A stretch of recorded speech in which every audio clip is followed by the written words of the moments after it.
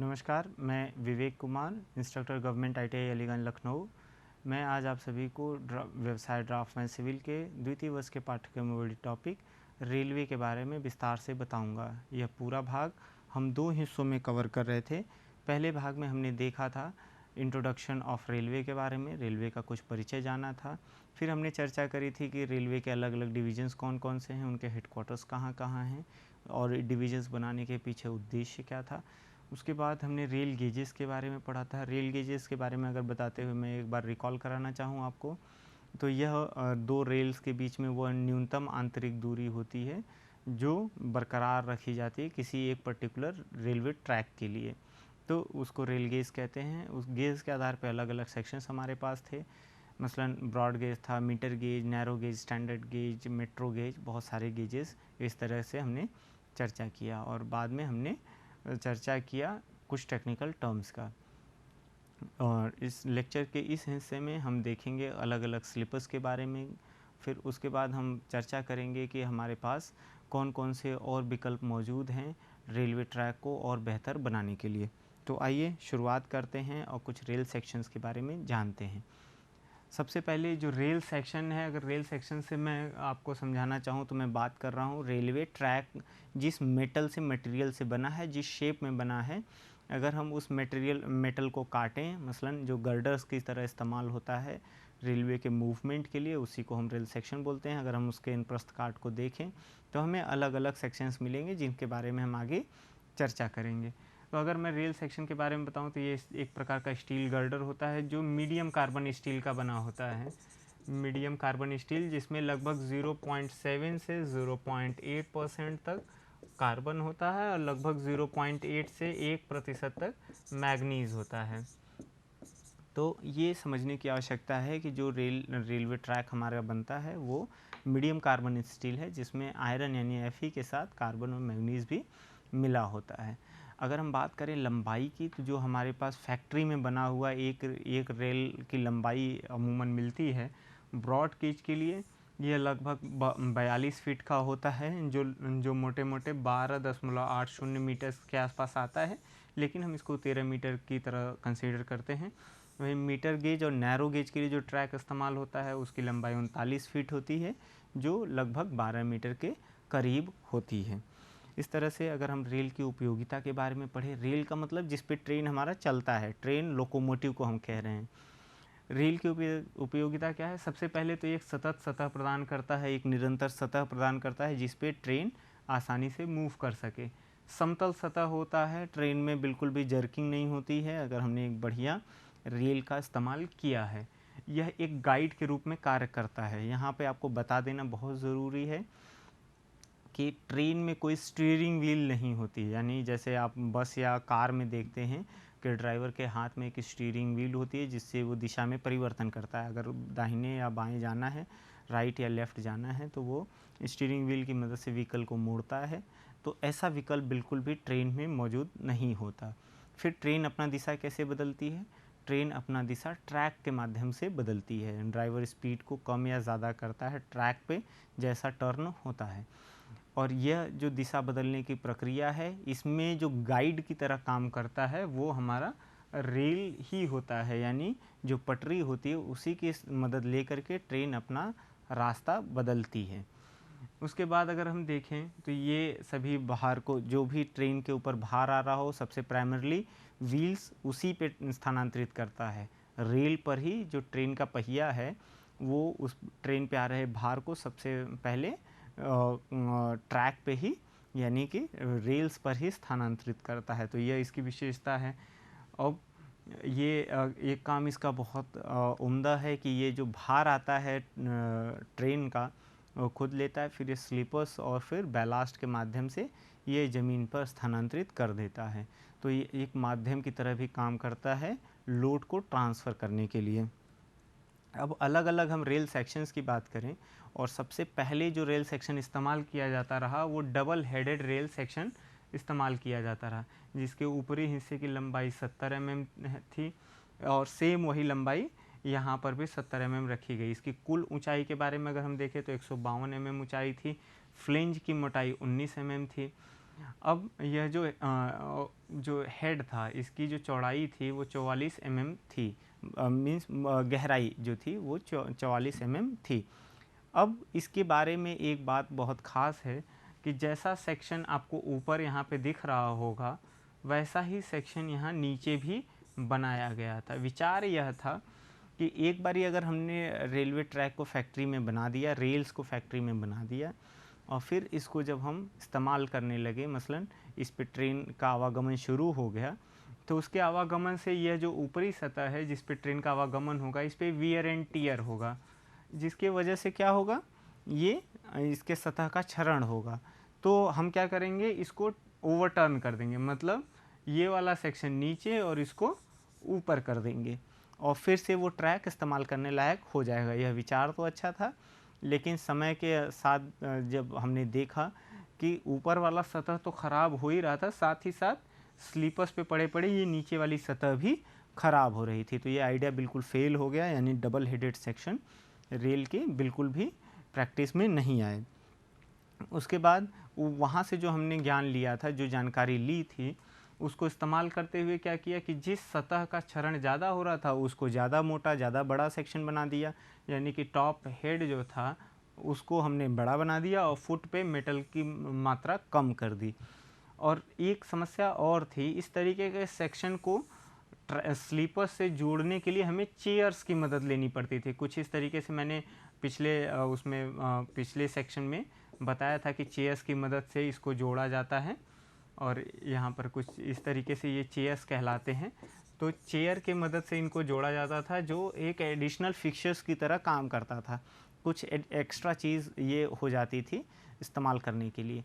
तो इसका रख रखाव पे बहुत ज़्यादा ध्यान देना पड़ता था, इसलिए हम एक नए और बड़े ही नायाब रेल सेक्शन के साथ सामने आए। लगभग 90 से 95% रेल इसी तरीके के सेक्शन, ट्रेन इसी तरीके के सेक्शन, रेल सेक्शन पे चलती हैं। इसको फ्लैट फुटेड रेल सेक्शन बोला गया। ये निचला जो इसका बॉटम था वो आप देख रहे हैं इन्वर्टेड टी की तरह है। इसमें फ़ायदा ये है कि अगर हम आरसीसी के स्लीपर्स पे इसको लगा रहे हैं तो हम पेंड्रॉल क्लिप की मदद से सीधे क्लिप कर पाते हैं। अगर हम वुडन स्लीपर पे लगा रहे हैं तो हम सीधे सीधे डॉग स्पाइक की मदद से इसको पकड़ के रख सकते हैं। यहाँ चेयर लगाने की बिल्कुल भी ज़रूरत नहीं है। जो टॉप सेक्शन है वो अगेन उसी तरीके से जैसा बुल हेडेड सेक्शन पे हम देख रहे थे या डबल हेडेड सेक्शन पे देख रहे थे, यह ज़रूर ऊपर से कुछ टेपर्ड होता है जिससे कि इंटरलॉकिंग हो सके किसकी, कोनिंग ऑफ व्हील्स और ट्रैक की। तो इस तरीके से अलग अलग सेक्शंस हमने देखे। अब बात कर लेते हैं स्लीपर्स की। स्लीपर्स वह मेंबर होता है जो भार को रेल से फॉर्मेशंस पे स्थानांतरित करता है। एक माध्यम होता है स्लीपर जो भार को लेता है कहाँ से, रेल से, फिर उसको वो बैलास्ट के माध्यम से फॉर्मेशन यानी कि ज़मीन पर स्थानांतरित कर देता है। इस चित्र में आप देख पा रहे हैं ये जो चीज़ें हैं इन्हें ही हम स्लीपर्स बोलते हैं। ये जो दो रेल के बीच में लगे हुए हैं, एक तो पहला इसका जो प्राइमरी काम है वो ये है कि ये भार को स्थानांतरित करता है।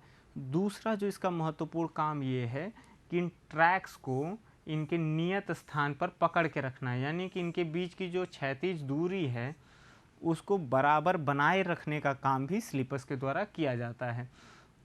तो आप ये समझ सकते हैं कि दो पटरियों के मध्य जो चौड़ाई होती है, जो दूरी होती है, यानी कि जो गेज डिस्टेंस हमने डिसाइड किया है उसको लगातार बरकरार रखने के लिए भी स्लीपर्स की मदद ली जाती है। ये अपनी बहुत ही अहम भूमिका अदा करते हैं। अगर इसमें देखें तो ये भार को स्थानांतरित करता है, ये भी इसका एक इम्पॉर्टेंट फीचर है। अगर हम स्लीपर्स का वर्गीकरण करें तो हमारे पास 3-4 तरीके के स्लीपर्स आते हैं। जो सबसे पहले स्लीपर्स इस्तेमाल किए जाते थे वो वुडन स्लीपर्स थे, जो अमूमन टीक, देवदार, चीड़ आदि लकड़ियों से बनते थे, जो बहुत ही मजबूत और फाइबरस यानी कि रेशेदार लकड़ियाँ होती थी, उनका इस्तेमाल करके इनको बनाया जाता था। इन वुडन स्लीपर यानी कि लकड़ी के स्लीपर्स को इस क्षेत्र में आप देख पा रहे होंगे, ये जितने स्लीपर्स हैं ये सब के सब वुडन स्लीपर्स हैं, ये रेल को अपनी जगह पर पकड़े हुए हैं। इसमें फिक्सर्स का इस्तेमाल कम किया जाता था, लेकिन इसकी एक ख़राब बात यह थी कि देख रेख में मेंटेनेंस का खर्चा बहुत ज़्यादा था, क्योंकि समय समय से इनका इंस्पेक्शन करना पड़ता था, निरीक्षण करना पड़ता था, क्योंकि ये पानी लगने की वजह से सड़ सकते थे, दीमक इन्हें खा सकते थे, आग लगने की वजह से ये जल सकते थे। तो इसमें जो मेंटेनेंस का खर्चा था वो बहुत ज़्यादा था, और आज मौजूदा स्थिति में हम देखें तो ये बिल्कुल भी प्रासंगिक नहीं है। और इसलिए नहीं है कि हम पर्यावरण के अलग अलग समस्याओं से जूझ रहे हैं, प्रदूषण इतना बढ़ गया है, तो हम लकड़ी का स्लीपर्स बनाने के लिए पेड़ तो बिल्कुल नहीं काटेंगे, और काटना भी नहीं चाहिए। तो हम विकल्प के साथ आगे बढ़ते हैं। मैं आगे बात करूँगा कुछ और नए स्लीपर्स की। एक अच्छी बात इसमें और भी थी कि एक बारी अगर छोटे मोटे डैमेजेस के साथ स्लीपर ख़राब हो जाते थे तो उनको पुनः बेचा जा सकता था, मतलब उनकी रीसेल वैल्यू हमें कुछ न कुछ मिल जाती थी। वो किसी फर्नीचर बनाने के लिए इस्तेमाल किया जा सकता था, या ईंधन के तौर पे भी उनको इस्तेमाल किया जा सकता था। तो वुडन स्लीपर्स के बाद हम बात करेंगे स्टील स्लीपर्स की। स्टील स्लीपर्स फैक्ट्री में बनाए जाते थे। उनका शेप कुछ अगर आप ऊपर से देखेंगे तो इस तरह होता था, यहाँ पे ट्रैक गुजरता था। अगर आप क्रॉस सेक्शन देखेंगे तो ये इस तरीके से ही दिखता है। ये आपका रेलवे ट्रैक कीज़ की मदद से यहाँ पे फिक्स्ड है। इनका प्रॉब्लम ये था कि इनमें जंग लगने की समस्या ज़्यादा थी, इसलिए इनको पानी से बचाए रखने की आवश्यकता बहुत पड़ती थी। इनकी रीसेल वैल्यू कंपैरेटिवली सबसे अच्छी थी, क्योंकि ये मेटल है, स्टील है। इनको फिर से किसी फैक्ट्री में डाल करके पुनः पिघला के हम कुछ और चीज़ या पुनः स्लीपर्स ही बना सकते थे। तो रीसेल वैल्यू के दृष्टिकोण से हमारा स्टील स्लीपर सबसे बेहतर साबित हुआ। इस कड़ी में जब हम आगे बढ़ेंगे तो हम देख पाएंगे आरसीसी स्लीपर्स, जो आज के समय में सबसे ज़्यादा इस्तेमाल किए जा रहे हैं। आरसीसी स्लीपर्स आपको यहाँ पे चित्र में दिख रहा है। हिंदुस्तान में भी अब बहुत सारे ट्रैक जो नए बन रहे हैं उनके नीचे आरसीसी स्लीपर्स को ही लगाया जाता है।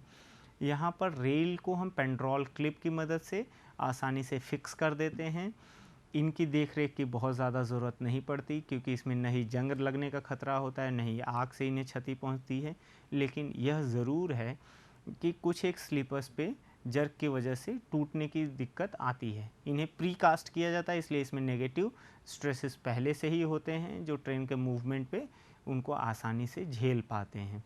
एक सबसे जो ख़राब बात है आरसीसी स्लीपर्स की, कि इनकी रीसेल वैल्यू बिल्कुल शून्य है। इन अगर ये एक बारी ख़राब हो गए तो आपको रिटर्न में इनसे 1 रुपये भी हासिल नहीं होना है। ये सबसे ख़राब बात थी। लेकिन फिर भी जो इनका टोटल ऑपरेशन कॉस्ट है वो हमारे लिए कॉस्ट इफ़ेक्टिव होता है, किफ़ायती होता है। इसलिए आज के समय में सबसे ज़्यादा हम इन्हीं को इस्तेमाल करते हैं। आप कहीं भी अपने इर्द गिर्द में या रेल यात्रा करते हुए कहीं जाएंगे, कुछ एक दो छोटे सेक्शंस को छोड़ करके बाकी पूरे हिंदुस्तान के अंदर आरसीसी स्लीपर्स का ही इस्तेमाल किया जा रहा है। आगे बढ़ते हैं, कुछ डिफेक्ट्स जो रेल में होते हैं उनके बारे में जान लेते हैं। सबसे पहले मैं आपसे चर्चा करना चाहूँगा क्रीप इन रेल। बहुत सरल भाषा में अगर मैं आपको बताऊं तो जो रेल है, ये रेल यानी कि पटरियाँ, ट्रेन यानी कि लोकोमोटिव। लोकोमोटिव के मूव करने की वजह से मूव कहाँ करेगी? ट्रैक पे। जब ये लोकोमोटिव मूव करेगा तो हो सकता है कि ट्रैक रेल के मूव करने की दिशा में आगे खिसक जाए या फिर उसके ऑपोजिट दिशा में खिसक जाए। लेकिन जिसकी संभावना सबसे ज़्यादा होती है वो यही है कि ट्रेन के मूव करने की दिशा में रेलवे ट्रैक खिसक जाता है। ऐसा होता इसलिए है क्योंकि हर स्टेशन पर ट्रेन को ब्रेक लगाना पड़ेगा। ब्रेक लगाने की वजह से क्या होता है? रेलवे ट्रैक और ट्रेन के पहियों के बीच में फ्रिक्शन की वजह से एक टेम्पररी कांटेक्ट होता है। तो जैसे अगर ब्रेक लगाया, ये ट्रेन इस दिशा में इस तरीके से इसके व्हील्स घूम रहे हैं, ट्रेन इस डायरेक्शन में मूव कर रही है। अगर इन्होंने ब्रेक लगाया यानी कि पहिया रुकेगा तो ये पूरा का पूरा जो रेल है वो आगे की तरफ खिसक जाएगा। इसे हम क्रीप इन रेल बोलते हैं। इससे दिक्कत कहाँ आती है? इससे प्रॉब्लम आ जाती है पॉइंट एंड क्रॉसिंग्स पे। उनमें शिफ्टिंग हो जाती है, वो प्रॉपर्ली वर्क नहीं करते। तो समय समय के से इनका इंस्पेक्शन करना, एंटी क्रीपर्स लगाना और इनके निरीक्षण के बाद इनका उपचार करना बहुत आवश्यक हो जाता है। अगर हम बात करें हॉगिंग ऑफ रेल की, तो हॉगिंग कहाँ पे होती है? जहाँ पे हम एक्सपेंशन जॉइंट्स दिए रहते हैं। अब देखिए, ट्रेन का पहिया अगर यहाँ से ऐसे मूव करते हुए आएगा और यहाँ पे इनिशियली आपने इस तरह से आपने इसमें एक्सपेंशन जॉइंट्स बना रखे थे। तो जब ये ट्रेन आएगा तो यहाँ पर ये थोड़ा सा इन दोनों सेक्शंस को नीचे की तरफ मोड़ देगा। इसको हॉगिंग ऑफ रेल की श्रेणी में हम रखते हैं। इससे प्रॉब्लम क्या होती है, जब ट्रेन इससे गुजरती है तो ट्रेन में बैठे हुए यात्रियों को एक जर्क महसूस होता है, एक अनकंफर्ट और सुविधा का एहसास होता है। तो हॉगिंग ऑफ रेल को भी ठीक करना हमारे लिए बहुत आवश्यक है। अगर हम ऐसा नहीं करते हैं तो यात्रा बिल्कुल भी सुखद नहीं होगी। तो इस वजह से हॉगिंग ऑफ रेल को हम कंसीडर करते हैं एक डिफेक्ट के तौर पे। अब बात करते हैं wear off rail. Wear off rail का मतलब क्या है कि जो हमारा रेलवे ट्रैक है, रेलवे ट्रैक का मतलब रेल्स, उसकी जो ऊपरी सतह जहाँ पे व्हील्स का कांटेक्ट है, मसलन अगर यह रेल ये इस तरीके से रेल है बड़ा लंबा सा और ये रेलवे ट्रैक है, इस रेलवे ट्रैक पे अचानक से अगर ब्रेक लगा दिया जाए, इस ट्रेन के ड्राइवर द्वारा लोको पायलट द्वारा अगर ब्रेक लगा दिया जाए तो ये व्हील अचानक से स्टॉप होगा। तो वो इस जो मेटल है जिससे ट्रैक हमारा बना हुआ है, इस मेटल के ऊपरी सतह पर एक बहुत ज़्यादा फ्रिक्शन पैदा करेगा, जिसकी वजह से उस सतह पे जो मेटल है वो वियर कर जाएगा, यानी कि वो एक विस्थापित हो जाएगा और एक प्रोजेक्शन बना लेगा। इस चित्र में आप देख पा रहे हैं कि यहाँ पे अगर कुछ हुआ तो ये इधर साइड में या आगे की तरफ प्रोजेक्शन बन जाता है। ये कंडीशन आ सकती है ब्रेक लगाने पर या फिर ऐसी जगह पे जहाँ पे अचानक से ट्रेन को एक्सेलरेट किया जा रहा है, उसकी गति को बढ़ाने के लिए एक्सेलरेशन त्वरण दिया जा रहा है, तो उस स्थान पे इसका वियर होने की संभावना ज़्यादा है। इससे वियरिंग से प्रॉब्लम क्या आती है यह आपको समझने की आवश्यकता है। ये अगेन हॉगिंग जैसा ही अनकंफर्ट प्रदान करता है, असुविधा प्रदान करता है उसमें बैठे यात्रियों को, क्योंकि ट्रेन एक समतल सतह पे चल रही है और अचानक से ऐसी जगह पे पहुंची जहाँ पे सतह का मेटल विस्थापित हो चुका है, वहाँ पे थोड़ा डिप्रेशन यानी कि गड्ढा बन चुका है। कि जब भी ट्रेन वहाँ से गुजरेगी तो वहाँ पे आपको झटका भी महसूस होगा और आवाज़ भी आएगी। तो यह जो डिफेक्ट, इसको डिफेक्ट ऑफ रेल की श्रेणी में रखा जाता है वियरिंग को, और इसका उपचार यही है कि उस पर्टिकुलर सेक्शन को आप एक नए रेल सेक्शन से रिप्लेस कर दीजिए, बदल दीजिए। तो इस तरीके से हम रेल सेक्शंस को पढ़ लिए कि उसमें वीएस क्या, उसमें प्रॉब्लम्स क्या क्या होते हैं, डिफेक्ट्स क्या क्या होते हैं। आखिरी में हम बैलास्ट के बारे में पुनः जानकारी इकट्ठा करेंगे। बैलास्ट का काम क्या है, ये ब्रोकन स्टोन्स होते हैं, पत्थर को तोड़ करके निकाली हुई गिट्टियाँ होती हैं, इनको हम स्लीपर्स के नीचे रखते हैं, या कह लीजिए कि जो ब्रोकन स्टोन है इसके फॉर्मेशन पे हम स्लीपर्स को रखते हैं, जिस पे रेलवे ट्रैक यानी कि रेल्स फिक्स होता है। लोड सबसे पहले रेलवे ट्रैक पे आएगा, फिर वो स्लीपर्स उसको प्रसारित कर देगा और फिर ये पूरे इतने एरिया में स्लीपर्स लोड को बांट देगा, जो फिर से जब आपके बैलास्ट पे आएगा तो वो उसको एक बड़े एरिया पे प्रसारित करके उसको मृदा पर स्थानांतरित कर देगा, भूमि पर स्थानांतरित कर देगा। अब अगर मैं इसको थोड़ा सा आपको एक चित्र के माध्यम से बताना चाहूँ कि ये कैसे कर पाता है। अब आप देखिए ये पत्थर कैसा होगा, एक रेगुलर शेप में होगा नहीं, कुछ इस तरीके से हो सकता है। जो हमारे पास जो बैलास्ट है वो कुछ इस तरीके से हो सकते हैं। अब देखिए इसके ऊपर स्लीपर है अगर, और मैं कुछ चित्र बना लेता हूँ, ये सब इसी तरीके से आपको बैलास्ट दिखते हैं। जहाँ भी आप देखेंगे आपको इस तरीके से ही बैलास्ट आपको नज़र आएंगे। अब देखिए ये जो कॉर्नर्स है, जो इरेगुलर शेप्स है, इन्हीं के वजह से इंटरलॉकिंग होती है इन बैलास्ट के बीच में। अब देखिए होगा क्या, लोड आया, ट्रैक पे आया, फिर स्लीपर ने उसको मान लिया हमने इतने एरिया पे प्रसारित कर दिया। अब देखिए जब ये लोड इस वाले बैलास्ट पे आएगा तो देखिए ये बैलास्ट इसके संपर्क में है तो लोड यहाँ तक आ गया। अब ये बैलास्ट इन सबके संपर्क में है तो लोड यहाँ, फिर अगेन ये लोड इस तरीके से अलग अलग बैलास्ट के संपर्क में आते हुए जो लोड यहाँ पे पॉइंट लोड था यानी केंद्रित बल था, अब वो पूरे एरिया में प्रसारित हो गया है। किसके वजह से, इंटरलॉकिंग जो अलग अलग बैलास्ट की है उसके स्किन फ्रिक्शन से, उसके इंटरलॉकिंग के वजह से यह लोड स्थानांतरित हो जाता है। अब बैलास्ट को बदलने की ज़रूरत कब पड़ती है? जब ये बैलास्ट सर्कुलर हो जाते हैं, मतलब ये सब के सब जो इर्रेगुलर शेप थे, समय अंतराल के बाद इनके कॉर्नर्स एक दूसरे से घिस के कैसे हो जाते हैं, लगभग राउंडेड हो जाते हैं। जब ये राउंडेड हो जाएंगे तो इनके बीच में इंटरलॉकिंग वाली प्रक्रिया लगभग नदारद हो जाएगी, और ये ठीक बात नहीं है। इसलिए जब हम इंस्पेक्शन के दौरान ये समझ पाते हैं, जान पाते हैं कि यहाँ पर इंटरलॉकिंग ख़त्म हो चुकी है, तो हम वहाँ पर प्रेफर करते हैं कि हम बैलास्ट को बदल दें। पहले इसको मैनुअली किया जाता था, जिसमें ट्रैक को पहले हटाया जाता था, फिर स्लीपर्स को उठाया जाता था, हटाया जाता था। इसको मेंटेनेंस में बहुत सारे गैंगमैन लगते थे।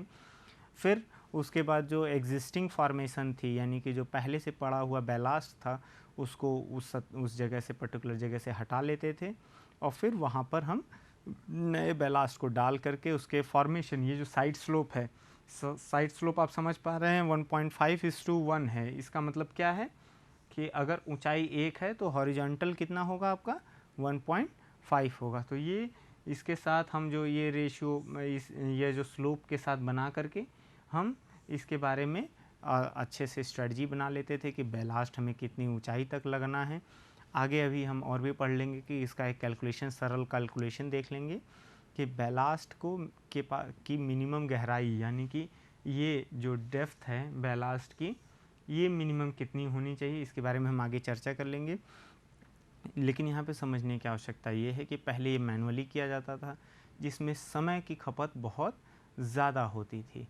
आज इसको मशीन से करते हैं, जिसमें ट्रैक को हटाने की ज़रूरत बिल्कुल भी नहीं पड़ती। थोड़ा सा ही डिस्प्लेस करके हम आसानी से उसके नीचे बैलास्ट को डाल देते हैं। बैलास्ट का एक सबसे महत्वपूर्ण कार्य और है कि ये वेजिटेशंस, यानी पेड़ पौधों और घास फूस को रेलवे ट्रैक पे उगने से रोकता है, जिससे इंस्पेक्शन करने में आसानी होती है। मसलन जो इंस्पेक्शन एम्प्लॉयज़ हैं जो रेलवे ने नियुक्त किया है, जिनका काम है कि समय समय से रेलवे ट्रैक का निरीक्षण करना, उसकी खामियों को पहचानना और रिपोर्ट करना, ताकि जो मेंटेनेंस यूनिट है, मेंटेनेंस पर्सनल हैं, जो ऐसे कार्मिक जिनका काम ही है ट्रैक को मेंटेन करना, वो लोग समय समय से आएँ और जिसमें खामी है उसको बदल सके। मसलन हो सकता है स्लीपर्स में क्रैक हो सकता है रेल में वियर हो, हॉगिंग हो, क्रीप हो। तो इन चीज़ों को मेंटेन करने के लिए जो इंस्पेक्शन यूनिट आती है, उसका काम बिल्कुल आसान हो जाता है जब बैलास्ट की वजह से रेलवे ट्रैक के इर्द गिर्द घास फूस नहीं जमी रहती। साथ ही साथ बारिश के सीज़न में, बरसात के मौसम में बहुत सारा पानी बहता है रेलवे ट्रैक के इर्द गिर्द, जिसकी वजह से इरोज़न, यानी कि मिट्टी का कटान होना संभव है, लेकिन बैलास्ट के पड़े होने की वजह से ये बिल्कुल भी नहीं हो पाता। आइए एक छोटे से फार्मूले से हम ये समझ लें कि मिनिमम डेप्थ कितना होता है बैलास्ट का। देखिए, यह एक साइड व्यू है रेलवे ट्रैक का। ये हमारा रेल है, ये स्लीपर्स है। हमने यहाँ पे उदाहरण के तौर पे एक वुडन स्लीपर लिया है, आप इसको कुछ भी मान सकते हैं, इसको सीसी स्लीपर्स, आरसीसी स्लीपर्स भी मान सकते हैं, कोई इशू नहीं है।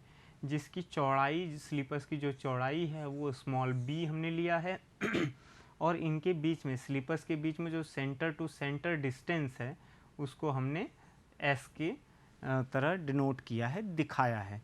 अब आप देखिए, स्लीपर्स के नीचे जो बैलास्ट हम देते हैं, उसकी न्यूनतम डेप्थ इतनी होनी चाहिए कि जो उसका इन्फ्लुएंस है, जो कह लीजिए इफ़ेक्ट है, जो उसके वजह से प्रभाव है, वो एक दूसरे के क्षेत्र में ना पहुँचे। मतलब क्षेत्र में पहुँचने से पहले तक तो हम उसमें कम से कम फॉर्मेशन दे ही दे। अब देखिए, ये एक एक्सपेरिमेंट से मान लिया जाता है कि जो स्लीपर है वो 45 अंश के कोण पे अपना लोड को प्रसारित करता है, फैलाता है। तो यह दोनों स्लीपर ही ऐसा कर रहे होंगे, तो एक ऐसा बिंदु आएगा जहाँ पर इन दोनों का जो इन्फ्लुएंस एरिया है वो एक दूसरे के साथ मिक्स होगा, कोइंसाइड करेगा, इंटरसेक्ट करेगा। हम इस जगह को मान लेते हैं कि यहाँ पर हमारा इन्फ्लुएंस आएगा। तो यह जो डेप्थ होगी, इसी को हम न्यूनतम गहराई कहेंगे अपने बैलास्ट के लिए। अब आप देखिए, आपको यहाँ पर एक ट्रायंगल नज़र आ रहा होगा, एक त्रिभुज नज़र आ रहा होगा यहाँ से यहाँ तक, और जो कि राइट एंगल ट्रायंगल है। अब राइट एंगल ट्रायंगल में ये 90 अंश होता है। अगर मैं इस दूरी की बात करूँ तो ये दूरी कितनी होगी आपसे अगर मैं पूछूं, तो देखिए यहाँ से यहाँ तक ये पूरा क्या था, s था, ये b/2 है, और अगेन ये क्या है, b/2 है।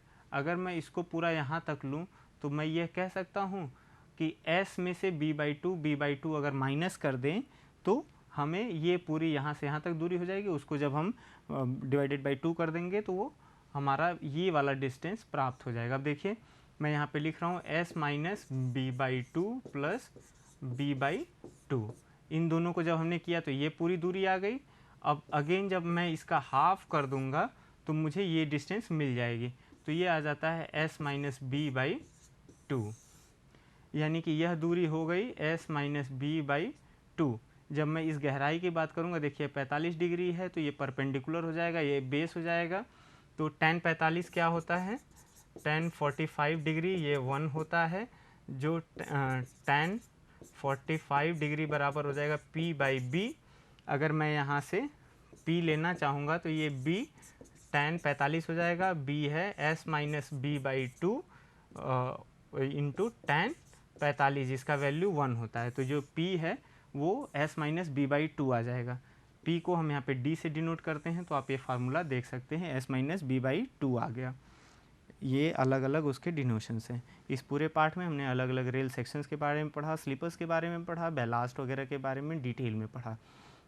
इस पूरे पार्ट को आपके सामने प्रस्तुत करने के लिए मैंने निमी द्वारा बनाई गई ई बुक्स का इस्तेमाल किया है और S.C. रंगवाला जी की किताब रेलवे इंजीनियरिंग का इस्तेमाल किया है। मैं समझता हूँ ये पूरा पार्ट आप सभी के लिए लाभप्रद साबित होगा। धन्यवाद।